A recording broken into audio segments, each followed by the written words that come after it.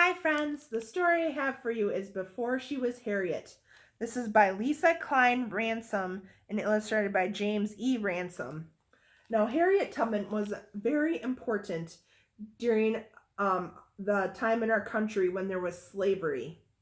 Now, a lot of African American people were slaves for white people. That means that they worked for no money, very hard work.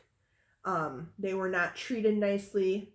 And Harriet Tubman said, I'm going to help them escape. And she helped on something called an underground railroad. And that was a special path that the slaves would take to escape to freedom in the North. In the South, they weren't free, but in the North of part of the United States of America, they were free. So we're going to hear about Harriet Tubman and all the things that she did. Here she sits, an old woman, tired and worn, her legs stiff, her back achy.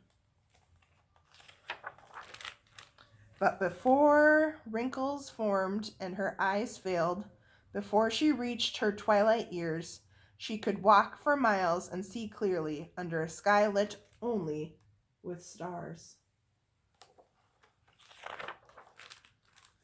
Before she was an old woman, she was a suffragist, a voice for women who had none, in marriage, in courts, in voting booths.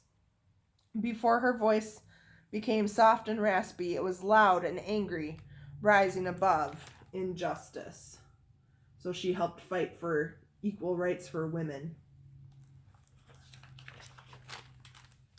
Before she was a suffragist, she was General Tubman, rising out of the fog, armed with courage, strong in the face of rebels and planters and overseers, as they watched fields burn and bridges fall, and 700 slaves stop chopping and start running to a woman who ferried them to freedom on the Combahee River, turned River Jordan. So she helped a bunch of slaves escape. Before she was General Tubman, she was a Union spy, carrying secrets across battlefields to soldiers fighting in the Civil War for President Lincoln to end slavery.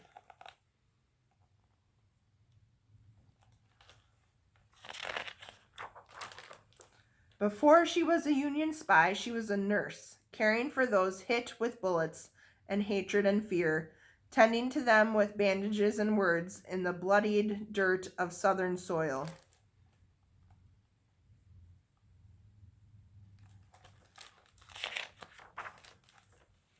Before she was a nurse, she was Aunt Harriet, daughter of Ben and Rit, who helped her parents flee their master and find their way through woods and streams to the safety of Canada and a new home in the North.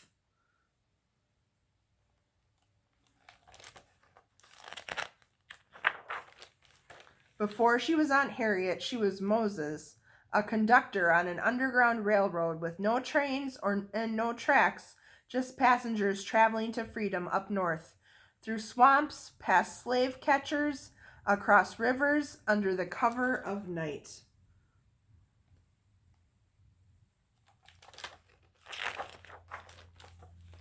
Seeking the promised land for her people, led by dreams and God and faith, a wisp of a woman with the courage of a lion.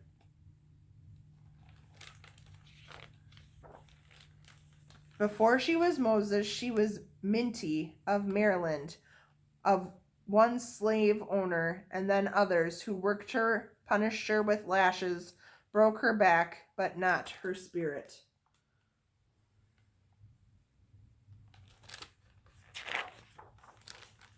Before she was Minty, she was Araminta, a young girl taught by her father to read the woods and the stars at night, readying for the day.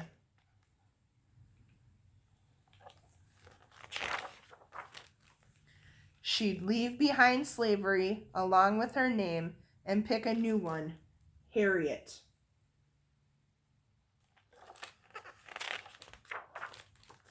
And remember her days as a suffragist, as a general, as a spy, as a nurse, as Aunt Harriet, as Moses, as a conductor.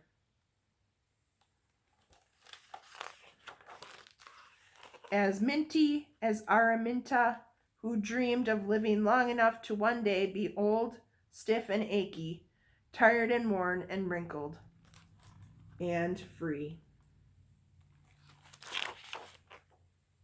The end.